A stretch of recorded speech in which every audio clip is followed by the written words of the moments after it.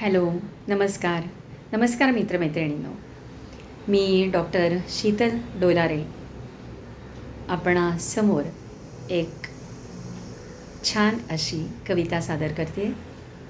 ही कविता सादर आज करण्याचं प्रयोजन म्हणजे आज एक पेशंट दवाखान्यात आला आणि तो खूप उदास होता. त्याला एकटेपणा वाटत होता. त्याला डॉक्टर म्हणून काउन्सिलिंग, मेडिसिन सगळं काही दिलं गेलं. पण एक छोटीशी कविता पण त्याला सांगितली आणि तो छान आनंदात इथून घरी गेला. आपण नेहमी म्हणतो की थिंक पॉझिटिव्ह, बी पॉझिटिव्ह. पण हे थिंक पॉझिटिव्ह आणि बी पॉझिटिव्ह होण्यासाठी आपल्याला स्वतःवर प्रेम करायला नक्कीच शिकलं पाहिजे आणि सेल्फ लव म्हणजे आणि स्वतःची काळजी स्वतःच घेतली पाहिजे. आणि त्यासाठी सेल्फ टॉक हा खूप महत्त्वाचा असतो. आणि सेल्फ टॉक जर का नाही झाला तर आपल्याला कधी ना कधीतरी म्हणजे उदास व्हायची कारणं पुष्कळ असतात. एकटेपणा जाणवायला लागतो. आपणच आपल्यावर जेव्हा प्रेम करतो, आपण आपल्याशी जेव्हा खूप सकारात्मकरित्या बोलायला लागतो, आपणच आपल्याला कधीकधी थँक्यू म्हणतो, सॉरी म्हणतो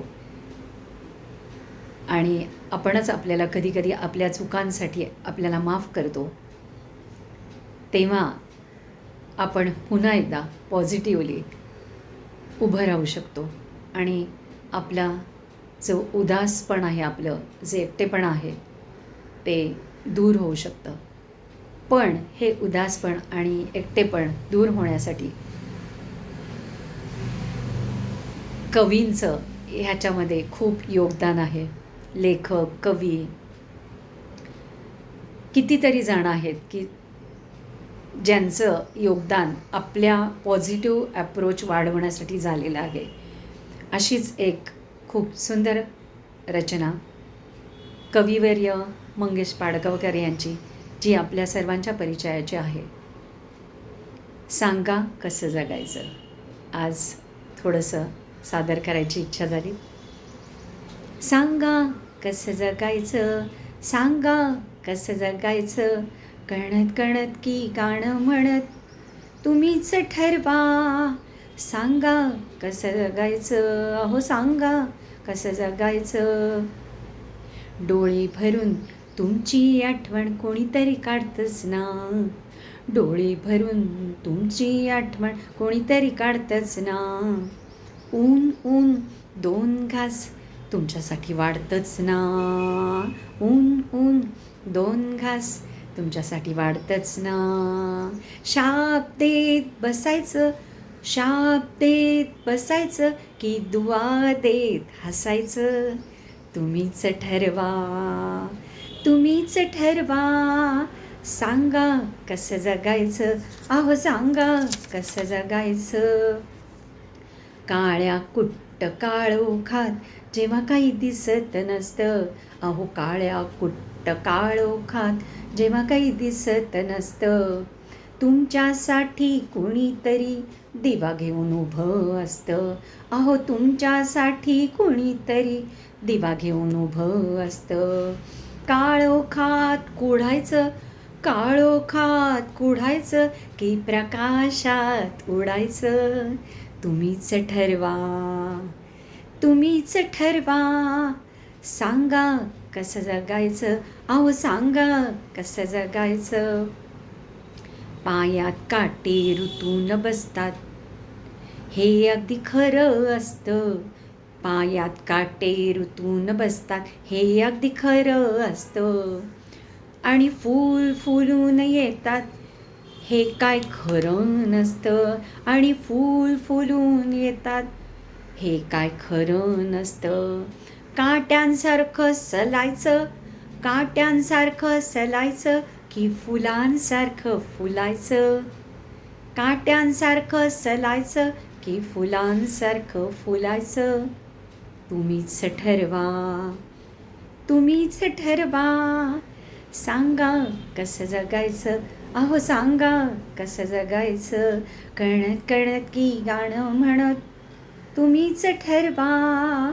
सांगा कसं जगायचं.